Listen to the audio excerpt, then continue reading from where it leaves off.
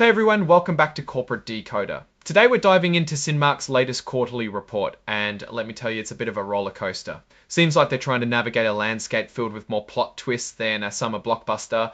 First off, a word of caution. Like all these reports, there are forward-looking statements, those little promises about the future that might as well be written in disappearing ink. Basically, don't take everything at face value because, well, the future is uncertain. Let's see what the report actually says. Alright, let's get straight to the money. Looking at the balance sheet, Cinemark's cash and cash equivalents took a nosedive, ending at $699.57, $3 million at the $7 to $3 million for $7 and $3 million at the end of last year. That's a 35% drop in just 3 months. It's like they lost a third of their savings. Now, onto the income statement. Net loss attributable to Cinemark Holdings was about $38.9 million. Ouch. Compare that to a net income of 20 cents per share compared to an income of 20 cents per share compared to an income of 20 cents per share compared to an income of 20 cents per share last year. Looking at the comprehensive income, they also has an unrealized loss of $320 from interest rate swap agreements. If you don't know what these are, it's basically paying insurance in case interest rates go up, which sounds great, but you lose money on it if they don't go up. Now, here's something interesting. They bought back a bunch of their own stock, almost $202 million worth. It can be a move to try and boost the stock price, and it makes the stock more expensive, but also reduces their available cash, which is probably related to why cash went down as we discussed. Peaking at the expense side facility lease expenses, $78.3 million, and utility and other costs are $105.7 million, which are both significant expenses that need to be factored in when measuring if they are doing well. Just to be clear about scale, Cinemark Holdings Inc. is categorized as a large accelerated filer, meaning they are a big company that needs to report quicker. Oh wow, looks like there's even some interesting mistakes in the filing. Both boxes are checked on the yes or no question about filing all required reports. As a quick final note, the reports are accurate as of end of March, but we are seeing these reports at the beginning of May, so there might be some differences. Okay, let's switch gears now and see what else is going on behind the scenes, starting with the financial statements. Since it's an interim report, it doesn't have all the bells and whistles of a full annual report. Keep in mind that these are just estimates.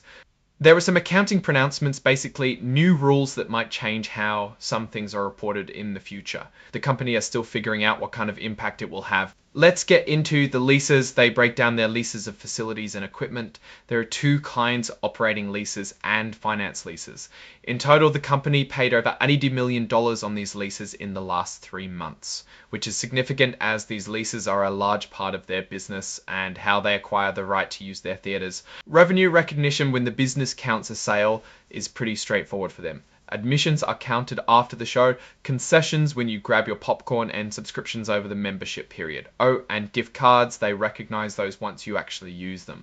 They calculate that the earnings per share, that important metric, is negative or has a loss of 0.32 cents, which is not a positive outlook.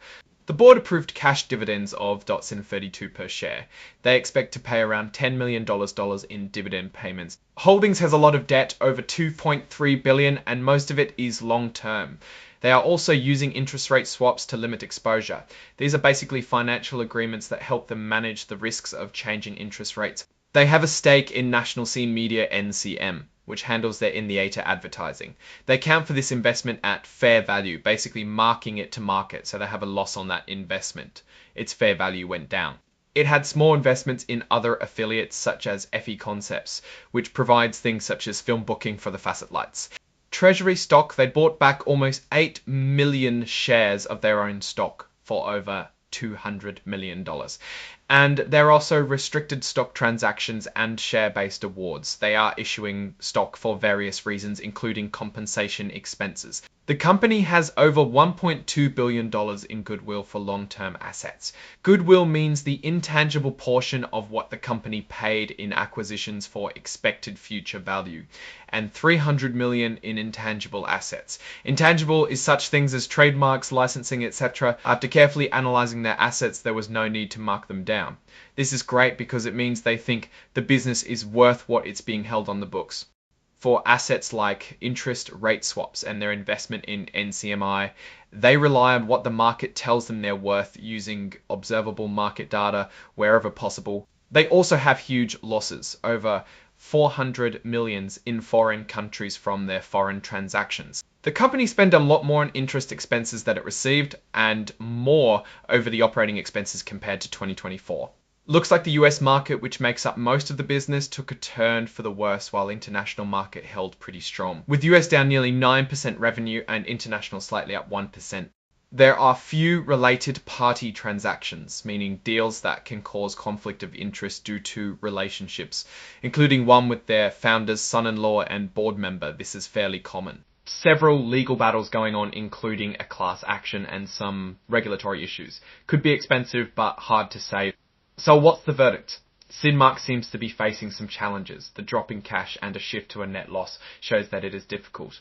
However, the leadership has confidence and is actively managing shareholder value through stock repurchases. However, the increase of debt from issuing debt is dangerous. This company can improve but is in a risky and uncertain spot. Overall, it looks like a wait and see situation. We'll have to keep an eye on future reports to see if they can turn things around and get back in the black. But this seems to be mostly linked to the strikes. Thanks for watching. If you enjoyed the report, please subscribe and hit the like button. Let me know in the comments what ticker to decode next time.